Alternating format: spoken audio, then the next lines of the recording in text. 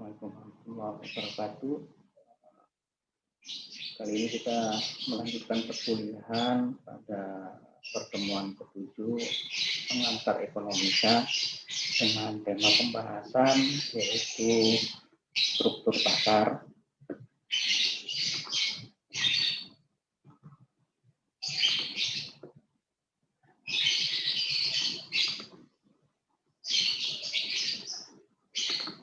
Baik.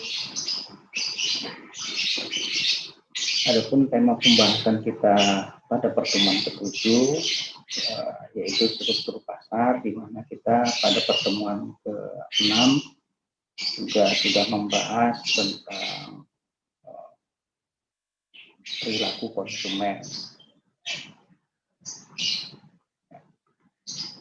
Nah, struktur pasar ini sedikit saya akan jelaskan tentang struktur pasar, di mana pengertian dari struktur pasar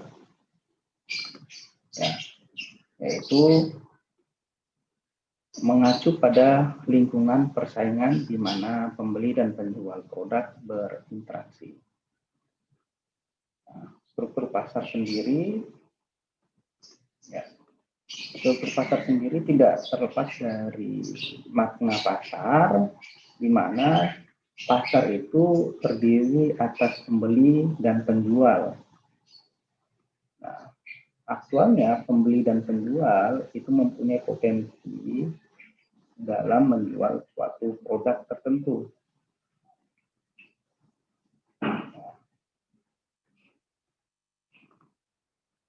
Struktur pasar ini merupakan penggolongan pasar yang digolongkan dalam beberapa struktur ya. Jadi penggolongan pasar berdasarkan produsen dan beberapa bentuk pasar pada struktur pasar sendiri mempunyai ciri-ciri seperti produk yang dihasilkan, banyaknya perusahaan dalam industri, kemudian mudah tidaknya keluar atau masuk ke dalam industri, dan peran iklan dan kegiatan dalam struktur pasar sendiri.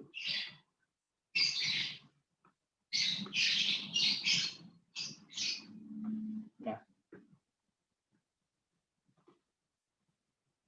struktur pasar kita coba lihat di klasifikasi pasar. Nah, klasifikasi pasar ini memiliki tingkat, antara lain kalau di dalam struktur pasar ada namanya persaingan sempurna dan ada persaingan tidak sempurna. Nah, di dalam persaingan tidak sempurna itu terdapat beberapa jenis, yaitu monopoli, duopoli, dan oligopoli. Jadi pasar dibagi menjadi dua, yaitu pasar persaingan sempurna dan pasar tidak sempurna. Nah, kalau pasar persaingan sempurna ini jenis pasar dengan jumlah penjual dan pembeli yang banyak dan produk yang dijual bersifat homogen atau satu produk. Sementara pasar tidak sempurna ini pasar yang jumlah penjual dan pembeli tidak sebanding atau tidak seimbang. Nah, kemungkinan yang terjadi adalah pasar dikuasai oleh satu penjual atau beberapa penjual saja, sedangkan pembelinya juga satu atau beberapa pembeli yang menguasai pasarnya. Jadi di situ bisa kita pahami bahwasanya persaingan tidak sempurna dan persaingan sempurna ini ada kelebihan dan ada kekurangannya.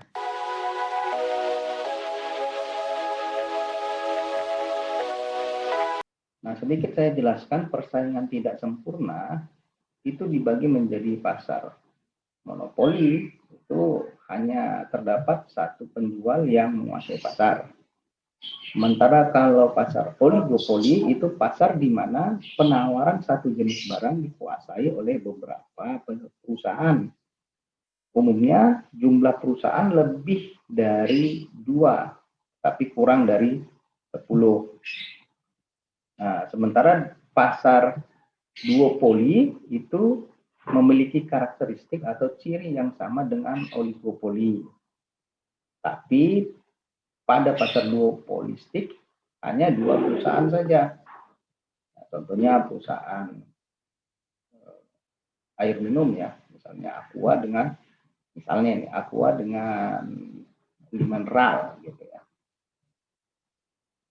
Nah, pasar persaingan monopolistik itu bentuk pasar di mana terdapat banyak produsen yang menghasilkan barang yang serupa maksudnya, tapi memiliki perbedaan dalam beberapa aspek, misalnya aspek harga, aspek jenis barangnya. Ya. Nah, untuk pasar monopsoni, ada namanya pasar monopsoni. Itu jenis pasar di mana hanya ada satu pembeli. Sementara kalau pasar oligopsoni itu adalah bentuk pasar di mana barang yang dihasilkan oleh beberapa perusahaan dan banyak perusahaan yang bertindak sebagai konsumen.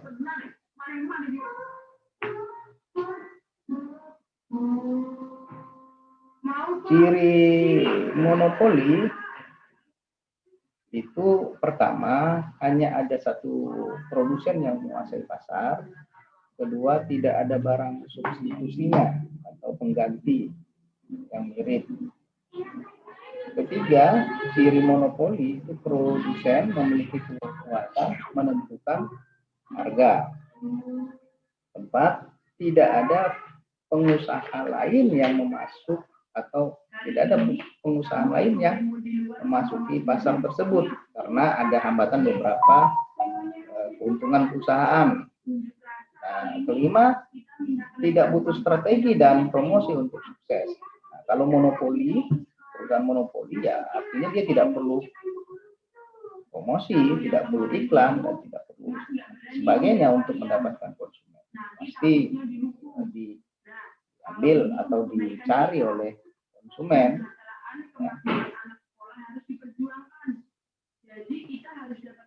Nah, dilihat di sini derajat persaingan pasarnya. Kalau kita lihat persaingan tidak sempurna, ini kalau dia lebih bersaing itu adalah dalam persaingan sempurna, artinya tidak ada monopoli, oligopoli gitu ya. Semakin ke bawah ini persaingan monopolistik ini artinya pasar kurang bersaing atau derajat persaingan pasar kurang baik. Ya. Ada beberapa penyebab terjadinya pasar monopoli. Di antara penyebabnya seperti pertama ditetapkannya undang-undang monopoli atau undang-undang atas pertimbangan pemerintah. Artinya ditetapkannya undang-undang terhadap perusahaan yang memonopoli pasar. Kedua, hasil pembinaan mutu dan spesifikasi yang tidak dimiliki perusahaan lain, sehingga lama-kelamaan timbul kepercayaan masyarakat untuk selalu menggunakan produk tersebut. Jadi hasil spesifikasi pembinaan mutunya. Ketiga, sumber dayanya. Untuk perusahaan monopoli mempunyai suatu sumber daya tertentu yang milik dan tidak dimiliki perusahaan lain. Keempat, faktornya itu ya modalnya besar.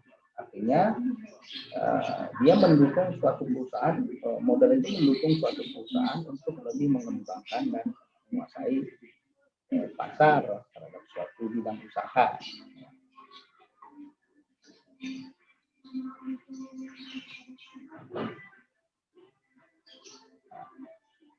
Contoh dari persaingan pasar tidak sempurna itu misalnya PLN, PAM, Pertamina, kereta api. Ini persaingan yang dikatakan tidak sempurna. Nah, kebaikan persaingan tidak sempurna atau monopoli itu biasanya hasil barang atau jasa perusahaan monopoli itu biasanya terjamin kualitasnya. Jika pengolahan perusahaan monopoli itu mempunyai motivasi untuk kepentingan masyarakat, maka hasilnya bisa baik karena segalanya dapat dikuasai untuk diatur supaya dalam kondisi yang terbaik. Kedua, keuntungannya, kebaikannya, ini monopoli yang diberikan pemerintah dapat mengontrol kepentingan orang banyak. Ya, khususnya untuk produk yang berkaitan dengan hajat hidup orang banyak seperti air, udara, kemudian transportasi, resource seperti itu ya, PLN, kereta api dan Telkom sekarang sudah juga ya.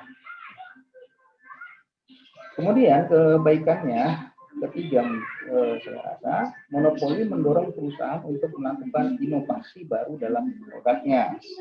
Jadi kalau monopoli itu banyak melakukan inovasi, tapi sebenarnya hal ini tidak serta-merta mutlak benar, karena semakin banyak saingan sebenarnya lebih banyak inovasi atau kreativitas yang dilakukan oleh perusahaan nanti ke depannya. Nah, sementara untuk keburukannya monopoli ini, produsen biasanya seenaknya mainkan harga. Nah, kedua, konsumen merasa berat karena harus membeli barang dengan harga yang tinggi oleh perusahaan monopoli tadi. Artinya, perusahaan monopoli ini mempunyai kekuasaan terhadap harga barang tersebut, sehingga harga pun bisa dikontrol satu perusahaan saja. Berapa harganya ya mau tidak mau konsumen membelinya. Ketiga, tidak efisiennya biaya produksi. Kenapa? Karena perusahaan monopoli tidak memanfaatkan secara penuh penghematan ongkos produksi atau sering disebut pemborosan. Keburukan selanjutnya, keempat, itu adanya unsur eksploitasi terhadap konsumen dan pemilik faktor-faktor produksi. Itu contoh-contoh monopoli tadi kita bisa lihat di sini, yaitu PLN, PAM, Pertamina, kereta api. Ya. Kemudian alasan terbentuknya pasar itu, pertama, bila dia monopolistik itu artinya persaingan sempurnanya banyak, banyaknya penjual. Kalau oligopoli dia cuma beberapa, monopoli cuma satu. Jadi di matriks ini bisa mahasiswa semua bisa melihat dan bisa memahami ya, alasan terbentuknya jenis-jenis pasar tadi. Kalau dia monopoli, ya bentuk pembelinya itu banyak, kemudian persaingannya banyak, kondisi permintaan di monopoli tidak substansi, tidak ada yang substansi. Kemudian ekspektasi reaksi pesaing itu ada kalau di monopoli, kalau persaingan sempurna tidak ada.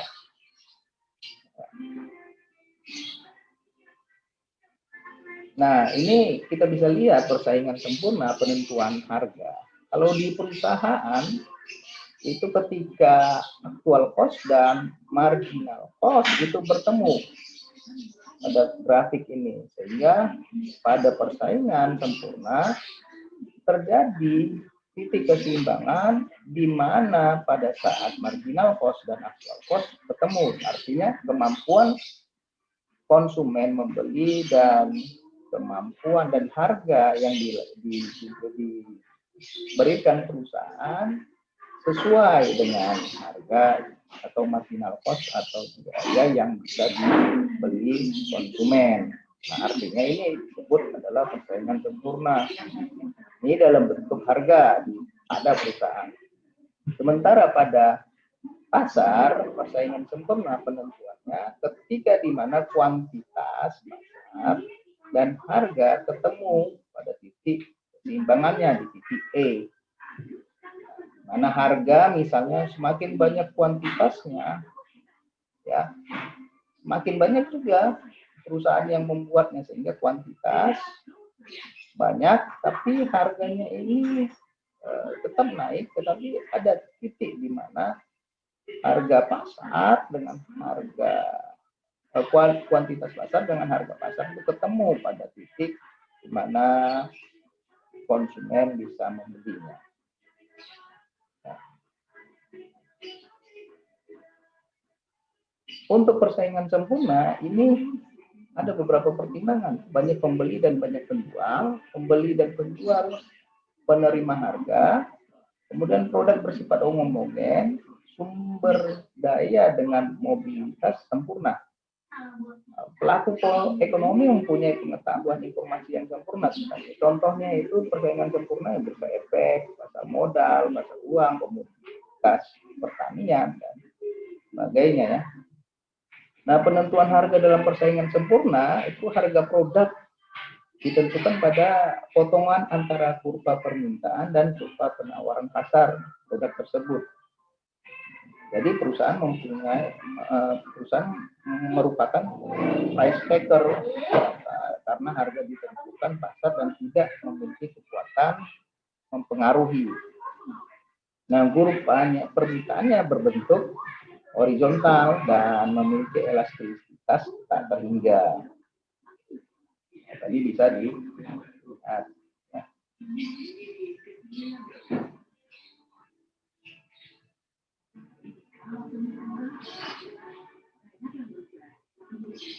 Nah, kita masuk ke pasar oligopoli.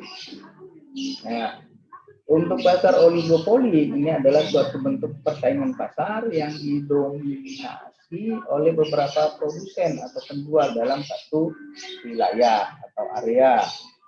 Nah, ciri-ciri dari oligopoli ini menghasilkan barang standar maupun barang berbeda corak. Nah, kekuatan menentukan harga ada kalanya lemah, ada kalanya sangat kuat. Biasanya harga relatif sama dengan perubahan harga akan diikuti perusahaan lain. Jadi misalnya harga rokok filter produk tertentu dengan produk yang lain itu karena sesuai dengan spesifik produknya biasa harganya itu bersaing tidak mencolok. Cirinya oligopoli itu ketiga, pada umumnya perusahaan oligopoli perlu melakukan promosi secara iklan. Jadi kita bisa lihat pada perusahaan rokok yang selalu gencar-gencarnya untuk mempromosikan rokok. Beda dengan perusahaan farmasi ya. Jadi dua perusahaan ini yang agak memiliki suatu pertanyaan. Sebagai mahasiswa harusnya lebih kritis. Nah, contoh misalnya, kenapa perusahaan rokok tidak memiliki label halal, sementara obat memiliki label halal. Kemudian kenapa cukai rokok besar gitu misalnya, karena kalau obat tidak. Pada dasarnya memang ada persaingan di antara perusahaan farmasi dan perusahaan rokok. Kalau dibilang karena ya kalau perusahaan rokok kan perusahaan yang menghasilkan penyakit, artinya sebenarnya perusahaan farmasi yang berperan untuk mengobati penyakit sebenarnya. Harusnya harus ada konsep mutualisme di antara itu harusnya. Kemudian jumlah perusahaannya juga terbatas, ya, ciri-cirinya. Nah, kalau faktor-faktor terbentuknya pasar oligopoli itu pertama efisiensi skala besar. Nah, biasanya dalam dunia sekarang perusahaan-perusahaan yang bergerak dalam industri mobil, semen, kertas, pupuk, dan peralatan mesin umumnya berstruktur oligopoli. Teknologi padat modal misalnya kapital intensif yang dibutuhkan dalam proses produksi menyebabkan efisiensi biaya atau biaya rata-rata minim baru tercapai bila output diproduksi di dalam skala yang sangat besar. Itu pertama faktor terjadinya oligopoli karena efisiensi skala besar. Kedua, kompleksitas manajemen. Jadi di dalam struktur pasar oligopoli itu ditandai dengan komposisi harga dan non harga. Jadi perusahaan juga harus cermat memperhitungkan setiap keputusan agar tidak menimbulkan reaksi yang merugikan dari perusahaan pesaing. Nah, karena dalam perusahaan industri oligopoli kemampuan keuangan yang besar, jadi kemampuan keuangan yang besar saja tidak cukup sebagai modal untuk bertahan dalam industri. Perusahaan juga harus mempunyai kemampuan manajerial yang sangat baik agar mampu bertahan dalam struktur organisasi atau struktur industri yang persaingannya kompleks. Tidak banyak perusahaan yang memiliki kemampuan tersebut. Jadi dalam pasar oligopoli akhirnya hanya terdapat sedikit produsen. Jenis-jenis pasar oligopoli itu berdasarkan produk yang diperdagangkan di dalam pasar. Itu pasar oligopoli itu dibedakan menjadi dua jenis. Ada yang namanya pasar oligopoli murni, ada pasar oligopoli dengan perbedaan. Nah, pertama untuk pasar oligopoli murni ini merupakan praktek oligopoli di mana barang yang diperdagangkan merupakan barang yang bersifat identik. Misalnya praktek oligopoli pada produk air mineral ya dalam kemasan atau semen. Ya. Nah, untuk pasar oligopoli dengan perbedaan ini merupakan suatu bentuk praktek oligopoli di mana barang yang diperdagangkan dapat dibedakan. Misalnya pasar sepeda motor di Indonesia yang dikuasai beberapa merek saja yang terkenal, misalnya Honda, Yamaha, Suzuki. Itu pasar oligopoli yang berbeda. Bisa dilihat dari contoh pasar oligopoli yang kita dapat lihat di slide saya ini ya. Ada rokok, kendaraan, kemudian air mineral ya. Nah, pastilah di dalam pasar oligopoli ini ada kelebihan dan ada kekurangan. Nah, coba kita lihat di dalam konsep oligopoli yang baiknya, pertama adanya efisiensi dalam menjalankan kegiatan produksi. Nah, kedua, persaingan di antara perusahaan akan memberikan keuntungan bagi konsumen dalam hal harga dan kualitas. Artinya kalau semakin tinggi oligopoli berarti harganya semakin kompetitif dan kualitasnya juga bisa bervariatif. Ada kualitas baik, sangat baik dan sebagainya. Sehingga harganya juga bervariasi. Sementara untuk kelemahan dari pasar oligopoli ini dibutuhkan investasi dan modal yang besar untuk memasuki pasar. Karena adanya skala ekonomis yang telah diciptakan perusahaan sehingga sulit bagi pesaing baru untuk masuk ke dalam pasar. Kedua, apabila terdapat perusahaan yang memiliki hak paten atas sebuah produk, maka tidak mungkin bagi perusahaan lain untuk memproduksi barang sejenis. Hak paten suatu produk itu memang penting agar tidak dapat atau tidak terjadi praktek plagiarisme atau plagiat. Di dunia akademis juga itu sangat penting saya rasa. Tiga, perusahaan yang telah memiliki pelanggan setia akan menyulitkan perusahaan lain untuk menyainginya. Ini kelemahannya, tetapi tidak juga sebenarnya ketika dalam segi kualitas dan harga bisa dapat bersaing.